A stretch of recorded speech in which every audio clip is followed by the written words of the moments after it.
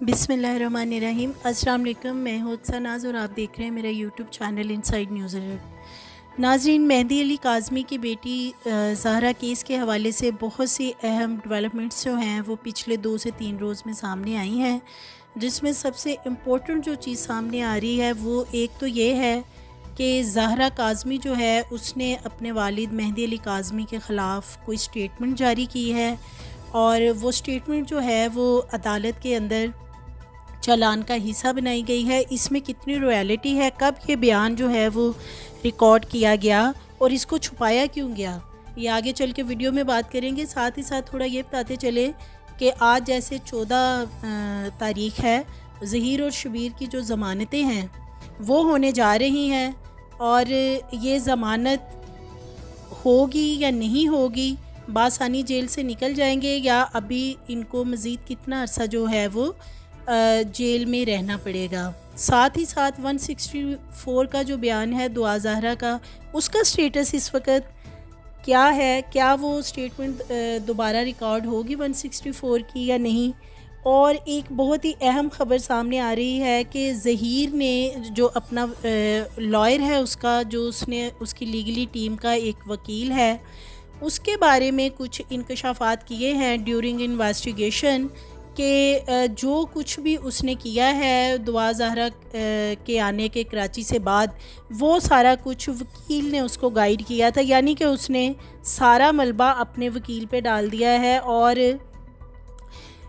ये तमाम मामला जो है अब ये किस तरफ को चल पड़ा है, आया कि जो वकील है इनका वो अब इस केस को सू करेगा आगे या नहीं करेगा, ये तमाम चीज़ें आज हम अपनी वीडियो में डिस्कस करने जा रहे हैं। तो सबसे पहले नाज़रीन हम बात करते चले कि बहुत ही मोस्ट डिज़र्विंग एक्यूज़्ड हैं ये दोनों भाई, ज़हीर और शबीर की अगर हम बात करें, इंटरनेशनल लेवल पे इन लोगों को देखा जा रहा है। केस की बहुत हाई पिछले 3 से 4 माह में क्रिएट हुई और हर डिफरेंट प्लेसेस पे इसके बारे में प्रोटेस्ट भी किए गए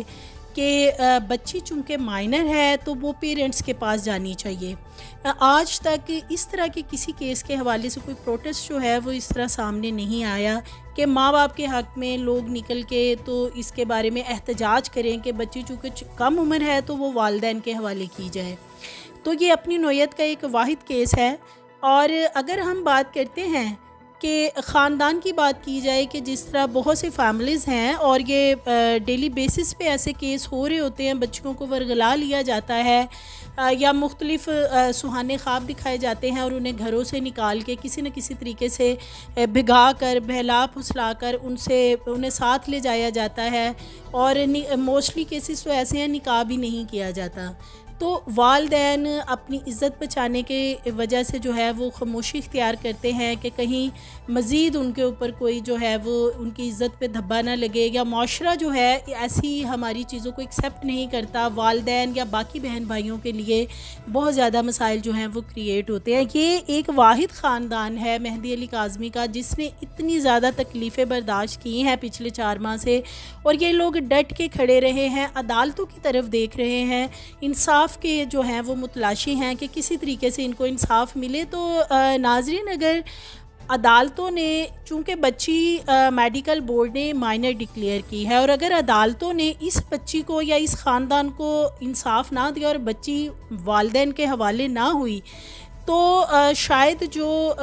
बहुत सारे ख़ानदान ऐसे हैं कि जिनकी बच्चियां चली जाती हैं या जा चुकी हैं, तो वो फिर शायद कभी भी अदालत का दरवाज़ा ना खटखटाएं। और फिर ये जो कानून है इस हवाले से बना हुआ कम उम्री के हवाले से, तो इसको फिर फाड़ कर जो है वो रद्दी की टोकरी में फेंक देना ज़रूरी होगा। वो इसलिए कि अगर इंसाफ ही नहीं मिलना, सारा कुछ प्रूव होने के बाद भी इंसाफ नहीं मिलना, और वालिदैन भी स्टैंड कर रहे हैं, मोस्टली तो वालिदैन स्टैंड ही नहीं करते इस तरह के केसेस में, तो ये एक हमारे लिए बहुत बड़ा क्वेश्चन मार्क है कि आया कि अदालत का फ़ैसला क्या आता है। वैसे तो अदालत को पूरा हक है कि वो अपना डिसीजन देंगे जो भी देना है, लेकिन अगर कानून की रोशनी में देखा जाए, चूँकि बच्ची माइनर है, तो कानून की अगर हम तमाम माहिरीन कानून से भी बात करते हैं तो यही चीज़ सामने आती है कि बच्ची जो है वो वालिदैन के हवाले की जानी, क्योंकि वो माइनर है और उसकी जो स्टेटमेंट्स है, इवन कि 164 की जो स्टेटमेंट है वो भी किसी जगह पे बेस नहीं करती है। तो ये सारी चीज़ें हैं जो कि अब आगे देखते हैं, ट्रायल कोर्ट में केस चल रहा है, क्या इसके डिसीजंस आते हैं। थोड़ा सा आपको बताते चले कि असगर अली और ग़ुलाम मुस्तफ़ा जो निकाह ख़वां और गवाह हैं, जो कि पिछले बड़े अरसे से अरेस्ट हैं, ज़मानतें नहीं हो रही थी, मुस्तरद हो रही थी बार बार इनकी ज़मानतें, आजकल उनकी चाल ढाल थोड़ी सी तब्दील हो गई है। वो इसलिए थोड़े से खुश हो गए हैं कि ज़हीर और शबीर भी अब उनके साथ जो है वो जेल की हवा खा रहे हैं। तो अब ये लोग हो गए हैं 2 से 4, और जैसे ये 2 से 4 हुए हैं, असगर अली और ग़ुलाम मुस्तफ़ा जो निकाह ख़वां है और गवाह है इस सारे मामले का, उनकी जो थोड़ी सी बातें हैं वो कल आपने सुनी होंगी कि उनका कहना है कि हम तो ये तमाम जो निकाह करवाया और तमाम मामला जो हमने किया, ये हम इस्लाम की खातिर कर रहे हैं, दीन के लिए कर रहे हैं। भाई ये कौन सा दीन है, कौन सा इस्लाम है, डिटेल से समझाएं ना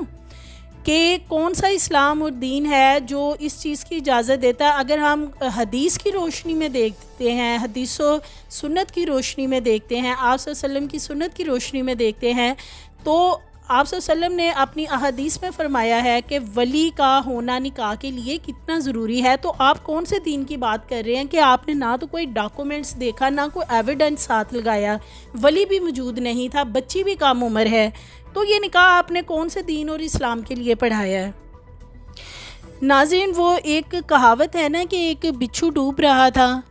तो कछुआ जो है वो जा रहा था दरिया में। उसने जब देखा कि बिच्छू डूब रहा है तो उसने तरस खाते हुए कछुए ने बिच्छू को अपनी पीठ पे बिठा लिया कि उसको पार करवा दे दरिया किसी तरीके से। जब वो कछुआ जो है बिच्छू को दरिया पार करवा के उतारने लगा तो बिच्छू ने उसे डंग मार लिया। तो उस वक़्त जो कछुआ था उसने पूछा कि ये तुमने मेरे साथ क्या किया है। तो बिच्छू का कहना था कि ये मैं आदत से मजबूर हूँ, ये मेरी आदत है। तो ये कहावत इसलिए बता रहे हैं कि कुछ ऐसा ही मामला ज़हरा केस में हुआ है कि ये तमाम जितना भी केस है इसको आज तक ज़हीर और शबीर और इनकी वालदा के जो वकील हैं फ़ियाज़रा में,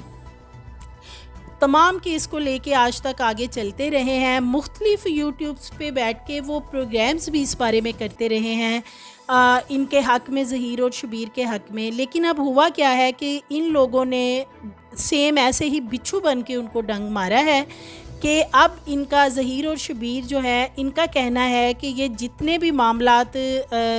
जब वो बच्ची कराची से लाहौर आई है और फिर हमें ये हमारा जो वकील है इसी ने हमें मशवरा दिया कि भाई आपके पीछे तो पुलिस लग चुकी है, पूरा मीडिया आपके पीछे है, तो आपने अब हाथ नहीं आना। तो एक जगह से दूसरी और दूसरी से तीसरी और इसी तरह पूरा सिंध किया, पंजाब किया, तो सारा हमें घुमाने वाले जो हैं वो खैर से जी उन्होंने नाम लिया है अपने वकील का, जो कि उनको ना सिर्फ उनके केस को सू करते आए हैं बल्कि उनको अपने मुख्तलिफ यूट्यूब्स के प्रोग्राम में उन्हें डिफेंड भी करते नज़र आए हैं। तो आया अब ये जो वकील हैं ये किस हद तक इस मामले में इन्वॉल्व हैं, और राय खुर्रम इनके जो वकील हैं, अब सारा मलबा जो है, पूरा मुद्दा जो है इस केस का वो उन पे डाल दिया गया है। और राय खुर्रम अब किस जगह पे स्टैंड करेंगे ये तो अब कुछ उनकी तरफ से स्टेटमेंट आएगी तो पता चलेगा। लेकिन यूट्यूब पे बैठ के वो ज़हीर और शबीर को बड़ा डिफेंड करते नज़र आते हैं अपने मुख्तलिफ प्रोग्राम्स में। और अब ये सारा मलबा जो है कि पंजाब और सिंध और हर तरफ घुमाने फिराने वाला जो मामला है वो जी राय खुर्रम जो है उनकी मशावरत पे किया गया था, ये कहना है ज़हीर का जो उसने अपनी स्टेटमेंट पुलिस को दी है।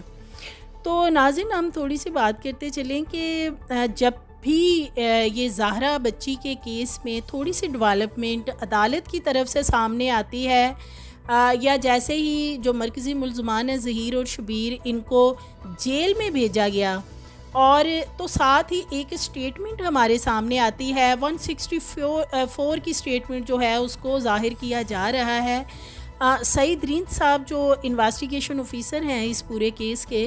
पता चला है कि ये स्टेटमेंट जो है उन्होंने रिकॉर्ड की थी जब वो ज़ाहरा बच्ची को लाहौर से कराची लेकर गए थे। भाई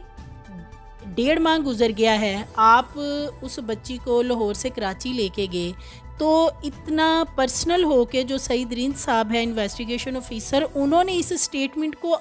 आखिरकार छुपा के क्यों रखा? क्यों नहीं इसको बताया कि बच्ची ने ये स्टेटमेंट दी है? इस स्टेटमेंट को अदालत में जब चालान जमा करवाया तो उसका हिस्सा क्यों नहीं बनाया? ये बहुत से सवालात जो हैं वो सईद रिंद साहब के ऊपर भी वैसे ही सेम उठ रहे हैं जैसे कि जो पिछले इसके आईओ थे शौकत शाहानी, उनके ऊपर भी बहुत दफ़ा ये सवालात, ये उंगलियां उठी थी। तो ये लगता है कि सिंध पुलिस ने कसम खा रखी है कि ये जो केस है मेहदी अली काज़मी का, चूँकि उन्होंने एक दरख्वास्त कोर्ट में दी थी और आईजी सिंध तब्दील करना पड़ गया था, और आईजी सिंध की तब्दीली का बदला ये अभी तक मेहदी अली काज़मी से इस तरीके से सिंध पुलिस पूरी ले रही है कि जो भी इन्वेस्टिगेशन ऑफिसर चेंज होता है उसने ठानी हुई है कि हमने टस से मस नहीं होना, कोई इन्वेस्टिगेशन नहीं होनी और हम अपनी मनमानियाँ करेंगे। और इस केस को जैसे कि शौकत शाहानी ने सी क्लास किया था, तो हम भी इसको सी क्लास ही बनाएंगे ताकि हमारा पुलिस का जो एक रोब दबदबा है वो वैसे ही रहे कि हमारे आईजी को इन्होंने तब्दील क्यों करवाया। तो ये तो मामला चल रहे हैं सिंध पुलिस के। एक बहुत ही हैरान कुन ये इंकशाफ हुआ है कि 164 की स्टेटमेंट दोबारा से बच्ची से ली गई और वो सईद रिंद साहब ने छुपा के क्यों रखी और अब उसको डिक्लेयर क्यों किया, अब उसको मंजर आम पे क्यों लाए हैं। ये तो अब अदालत ही उनसे पूछेगी कि आया कि ये कोई टाइमिंग रखी हुई थी कि जब ये लोग मरकज़ी मुल्ज़मान ज़हीर और शबीर अरेस्ट होंगे तो उसके बाद ये स्टेटमेंट सामने लानी है। तो यहाँ से तो यही चीज़ें नज़र आती हैं कि पुलिस जो है वो मुकम्मल तौर पे फैसिलिटेटर बनी हुई है मुल्ज़मान की और उन्हें हर तरीके से फैसिलिटेट कर रही है। जैसे कि हम मुख्तलिफ़ वीडियोज़ में देखते भी रहे हैं कि जब ज़हीर और शबीर को लाया जाता था अदालत के अंदर पेशी पर, तो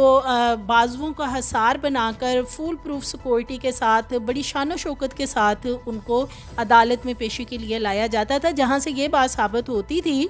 कि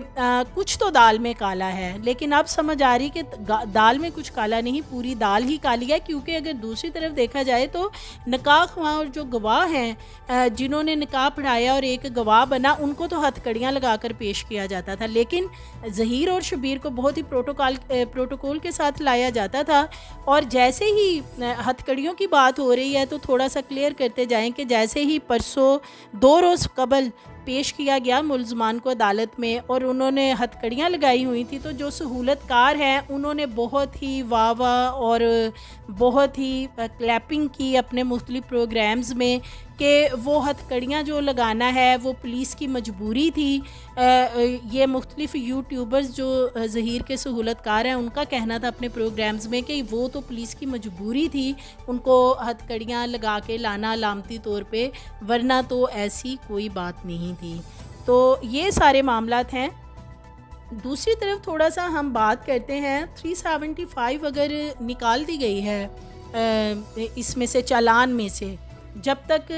बच्ची का MLO नहीं होता तब तक 375 जो है वो दोबारा से चालान का हिस्सा नहीं बनाई जाएगी। लेकिन 364 के तनाजुर में अगर हम देखते हैं तो वो चूँकि अगवा की ही शिक है, तो उस बेस पे तो यही नज़र आता है। और हमने कुछ माहिर कानून दान हैं जिनसे बात की है कि क्या आज इनकी ज़मानतें जो हैं वो हो जाएंगी, जेल की बस इतनी ही हवा इन्होंने खानी थी। लेकिन माहिर कानून जो हैं 364 के तनाजुर में उनका कहना है कि ज़मानतें किसी सूरत भी जो हैं इनकी नहीं होंगी, ज़मानतें इनकी मुस्तरद होनी चाहिए। और इस कानूनी तौर पे भी देखा जाए, कानूनी तकाज़े पूरे करते हुए भी देखा जाए तो ज़मानतें मुस्तरद ही होंगी। तो ये तमाम मामलात हैं। देखते हैं नाजरीन आज अदालत में क्या फ़ैसला आता है ज़मानतों के हवाले से, और साथ ही साथ 164 का बयान दरख्वास्त दी हुई है मुल्ज़मान ने कि बच्ची का दोबारा से 164 का स्टेटमेंट रिकॉर्ड की जाए। फ़र्स्ट ऑफ़ ऑल तो एक दफ़ा हो जाए 164 का बयान तो दोबारा नहीं होता। तो देखते हैं कि आया कि अदालत इस पे क्या डिसीजन देती है। मिलते हैं अपनी नेक्स्ट वीडियो में, तब तक के लिए अल्लाह हाफ़िज़। हमारी मज़ीद वीडियोज़ देखने के लिए हमारे चैनल को सब्सक्राइब करें, लाइक करें और बेल आइकन को प्रेस करें।